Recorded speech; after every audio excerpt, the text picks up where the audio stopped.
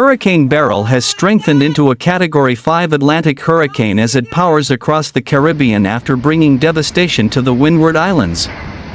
According to the National Hurricane Center, its intensity also marks just the second time an Atlantic hurricane has reached Category 5 status in July after Emily did so on July 17, 2005. Beryl's maximum sustained winds increased to nearly 160 miles per hour.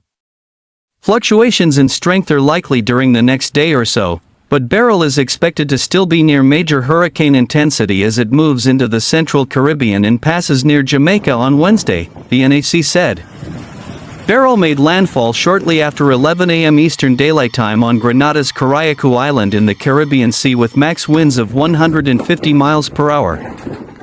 According to data from NOAA that goes back to 1851, it was the strongest known hurricane to pass through the Grenadines. There were widespread reports of destruction and devastation in Carriacou and Petite Martinique, Grenada Prime Minister Dickon Mitchell said in a Monday news briefing.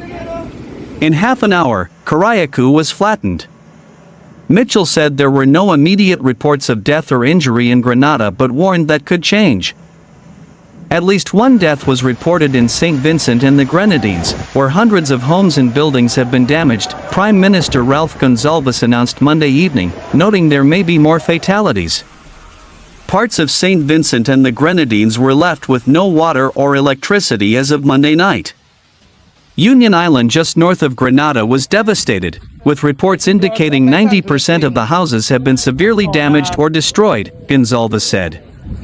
Press Secretary for the Prime Minister's office Neela K. Etienne said that in Grenada about 95% of the island lost power due to Hurricane Beryl.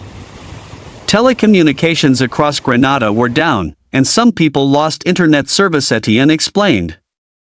All schools and businesses are closed, including the airport. Only hospitals and the National Police Force are currently operational. The airport reported a sustained wind speed of 92 miles per hour and a gust of 121 miles per hour Monday afternoon. Beryl's arrival marks an exceptionally early start to the Atlantic hurricane season. On Sunday it became the earliest Category 4 on record in the Atlantic Ocean and the only Category 4 in June. The abnormally warm ocean waters that facilitated Beryl's alarming strengthening are a clear indicator that this hurricane season will be far from normal in a world warming due to fossil fuel pollution. Beryl is breaking records because the ocean is as warm now as it would normally be at the peak of hurricane season. The ocean heat fueling Beryl's unprecedented strengthening certainly have a human fingerprint on them. Hurricane conditions are expected to reach the coast of Jamaica by Wednesday, according to the NHC. Tropical storm warnings are also in effect for the south coast of the Dominican Republic from Punta Palenque westward to the border with Haiti, and the south coast of Haiti from the border with the Dominican Republic to Anse de Hainaut. More than 400 people were being housed in hurricane shelters across Barbados on Sunday night, the nation's chief shelter warden, Ramona Archer Bradshaw. A state of emergency declared Sunday night by Grenadian Governor General Cecile La Grenade will remain in effect until Tuesday morning. All businesses have closed except the police force, hospitals, prisons, waste disposal and ports. Airports in Barbados, Grenada, and St. Lucia were closed Sunday night as Beryl approached. Grenada's Maurice Bishop International Airport is expected to reopen on Tuesday morning. The Grantley Adams International Airport in Barbados and St. Lucia's Hewanora International and George Charles airports have also halted operations. The Grantley Adams International Airport in Barbados will resume operations Tuesday, a spokesperson said. Barbados is still hosting cricket fans from around the globe who travel to the island for the T20 World Cup, some of whom are not scheduled to leave until Monday or Tuesday, said Barbados Prime Minister Mia Amor Motley. Landfall is far from the end of Beryl's story, and its long-term path is still uncertain. The hurricane will track generally west or northwest over the Caribbean Sea through Thursday, and is expected to remain a major hurricane, Category 3 or stronger, into midweek before losing a bit of strength. Even so, the hurricane will remain formidable with strong winds, torrential rain and hazardous seas extending well beyond its center over much of the Caribbean. Beryl's center could pass just south of Jamaica on Wednesday and bring heavier impacts to the country even if it doesn't make landfall there.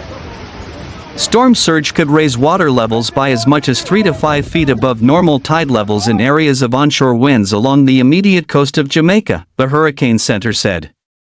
The Hurricane Center also noted large swells from the storm will continue in the Windward and southern Leeward Islands for the next couple of days.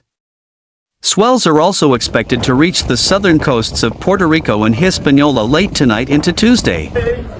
These swells are expected to cause life-threatening surf and rip current conditions.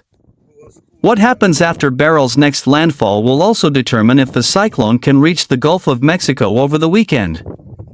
If Beryl can survive its journey over land and reach the bathtub warm waters of the Gulf of Mexico, it could spell trouble for northeast Mexico or possibly the U.S. Gulf Coast.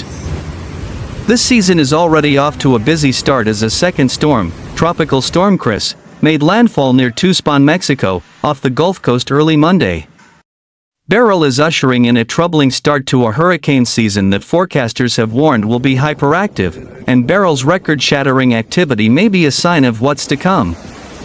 Beryl is the earliest major hurricane, defined as one that is Category 3 or higher in the Atlantic in 58 years. The storm's rapid intensification is very atypical this early into hurricane season, according to National Hurricane Center Director Mike Brennan. The storm isn't just early for this season. It is now the Atlantic Ocean's third earliest major hurricane. The earliest was Hurricane Alma on June 8, 1966, followed by Hurricane Audrey, which reached major hurricane status on June 27, 1957. Beryl has also set the record for the easternmost hurricane to form in the tropical Atlantic in June, beating a previous record set in 1933. The central and eastern Atlantic traditionally become more active in August, in part because ocean temperatures have had time to warm and fuel developing systems. This year, however, the Atlantic Basin has seen above normal water temperatures and a lack of wind shear due to the transition from El Niño season to La Niña season, both of which are fuel for tropical development. Beryl has found an environment with very warm ocean waters for this time of year, Brennan said. Systems forming this early in the summer in this part of the Atlantic is a sign of the hyperactive hurricane season to come, according to research from Phil Klotzbach, a hurricane expert and research scientist at Colorado State University. Normally, ocean temperatures aren't warm enough in June and July to help tropical systems thrive. National Weather Service forecasters predict 17 to 25 named storms this season, with as many as 13 of those becoming hurricanes. That's well above average, Brennan noted.